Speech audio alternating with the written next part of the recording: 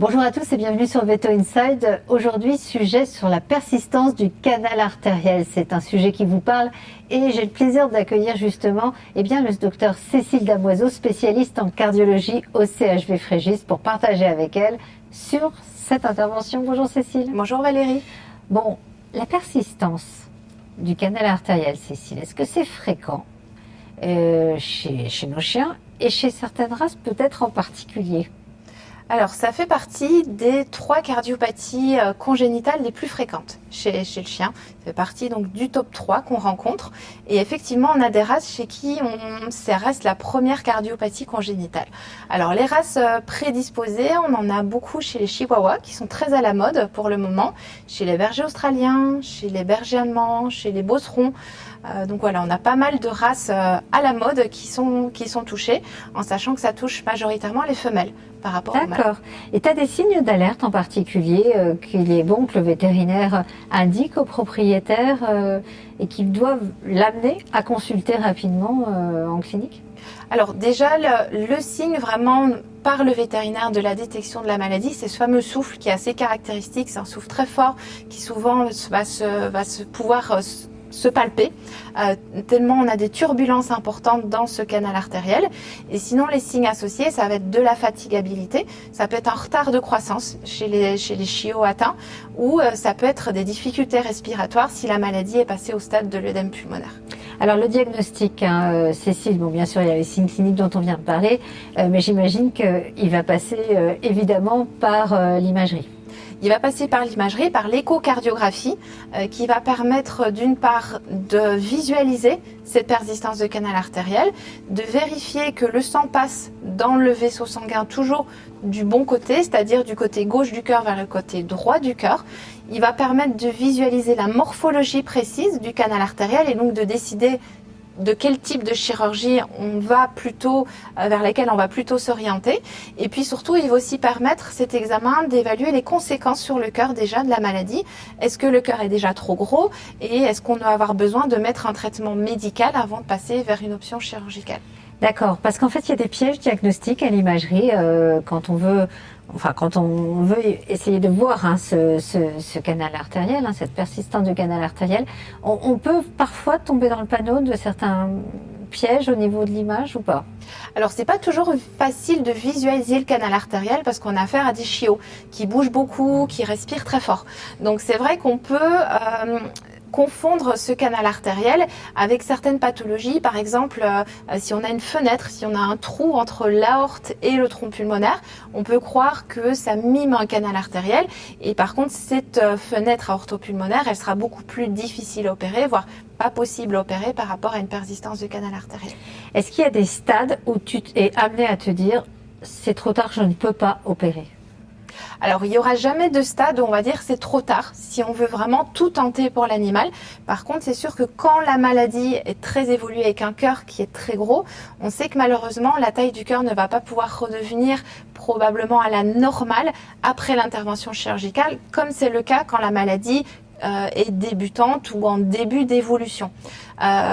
Maintenant, tout dépend là de la discussion effectivement qu'on va avoir avec le propriétaire du chien, mais en théorie, il n'y a jamais de stade sur lesquels on va se dire on ne peut rien tenter.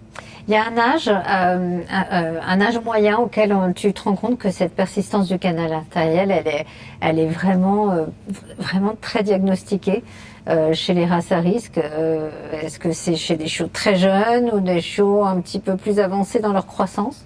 Alors en général, elle est diagnostiquée lors de la première consultation vaccinale parce que c'est là que le vétérinaire va poser le stéthoscope, va entendre le souffle qui est vraiment très important et assez caractéristique.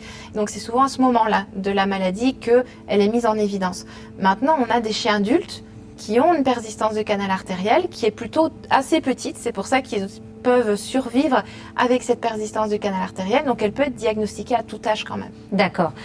Cette intervention, elle a un bon taux de réussite, j'imagine. Oui, je vois que tu as l'air de me dire que c'est celle qui a le meilleur taux de réussite finalement chez nos chiots. c'est une intervention qui probablement a un taux de réussite le plus élevé, en tout cas par chirurgie endovasculaire, donc les chirurgies minimalement invasives. Et sinon, de façon générale, c'est une intervention qui a des complications minimes quand il n'y a pas de rupture du canal artériel qui est observé.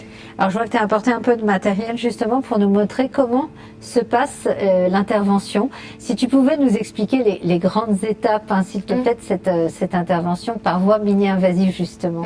Donc en fait, il y a deux façons de faire ces interventions de persistance de canal artériel.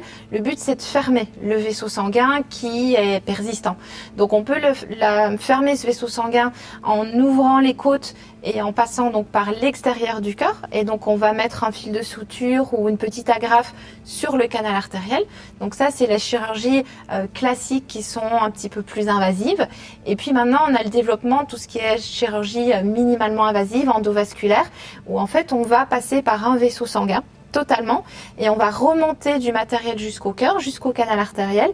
Et dans le canal artériel, on va mettre un petit dispositif qui va le fermer de l'intérieur. Voilà. Et comment est-ce qu'on fait? Donc on prend un cathéter. Alors ici c'est un cathéter qui est un petit peu gros pour passer dans une artère de la cuisse, mais ça vous permet de pouvoir visualiser à quoi ça ressemble. Donc c'est un cathéter qu'on va placer dans une veine ou dans une artère. Quand on parle de persistance de canal artériel, c'est plutôt dans l'artère fémorale, donc à l'intérieur de la cuisse. Donc on insère ce cathéter simplement comme on pose un cathéter dans une patte.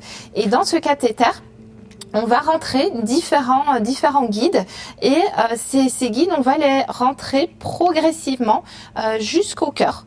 Donc on remonte dans le vaisseau sanguin et on va pouvoir rentrer ces différents petits dispositifs. On va pouvoir leur faire des rotations, des inclinaisons et on les remonte jusqu'à l'intérieur du cœur. Quand on est dans le cœur et dans le vaisseau sanguin, on va mettre une espèce de petit parapluie qui va aller fermer ce vaisseau sanguin de l'intérieur. Et après, donc le résultat, il est visible assez rapidement, où il y a quand même un petit temps, entre guillemets, d'action, le temps que l'obturation soit complète. Ça se fait en général en 5 minutes, pendant lesquelles on observe d'ailleurs que le canal artériel, il y a un petit caillot qui se forme, que tout est en train de se refermer. Et dans les 5 minutes après la pose du dispositif, tout est complètement fermé. Et après, on a un contrôle post-opératoire? Bien sûr, on a une échographie donc post-opératoire qui nous permet de vérifier que le canal artériel est bien fermé, même si on l'avait déjà vérifié pendant la chirurgie grâce à l'échographie transœsophagienne. Et puis, il y aura des contrôles réguliers à faire après la chirurgie pour vérifier que la taille du cœur redevient de taille normale. D'accord. Et là, ça prend combien de temps en moyenne? Alors évidemment, ça dépend de stade dans lequel tu es intervenu, mais sur un stade, on va dire, intermédiaire. Pas un stade ultime, sur un stade intermédiaire, combien de temps faut-il pour que le cœur reprenne une taille à peu près normale? On estime plus ou moins 6 mois. D'accord. En général, c'est une question de mois. D'accord. Aucun traitement thérapeutique annexe? Alors tout dépend de la taille du cœur. Si le cœur était très remanié avec un chien déjà en œdème pulmonaire, il y a les traitements de support du cœur. Et le but, c'est que l'opération, elle permette de supprimer progressivement ces traitements avec un cœur qui va redevenir bien fonctionnel et de taille normale. D'accord, Cécile. Et est-ce qu'il y a parfois, donc j'ai bien compris qu'il y avait un très bon taux de réussite, mais est-ce qu'il y a parfois des complications? Et si oui, lesquelles? Alors, il y a malheureusement des complications qui peuvent arriver. Ce sont des complications qui sont vraiment un taux mineur, en général moins de 5% des cas. Si l'opération se réalise à thorax ouvert, quand le chirurgien place le fil de suture ou l'agrafe sur le canal artériel peut se rompre. Dans ces cas-là, on part sur une hémorragie thoracique qui est en général massive et qui mène au décès de l'animal. Donc ça, c'est la complication la plus fréquente de la chirurgie à thorax ouvert, même si je le rappelle, elle reste proportionnellement très peu rapportée. Et au niveau de la fermeture endovasculaire, la complication qui peut survenir, c'est que si on ne mesure pas la taille correctement du canal artériel, on peut prendre un dispositif qui va être de taille trop petite, et donc le dispositif, il peut partir et s'emboliser dans les artères pulmonaires. Heureusement, c'est une complication qui est plutôt rare aussi. Qui est plutôt rare. Bon, en tout cas, un grand merci Cécile, et puis merci de nous avoir démontré un petit peu ce qu'il est possible de faire. J'espère que cet épisode vous aura intéressé. C'est un sujet qu'on connaît bien, nous, dans la profession, la persistance du canal artériel. En tout cas, si vous avez aimé, n'hésitez pas à vous abonner à Veto Inside, à la chaîne d'information vétérinaire. Et puis à très vite pour de nouveaux épisodes. À bientôt. Au revoir.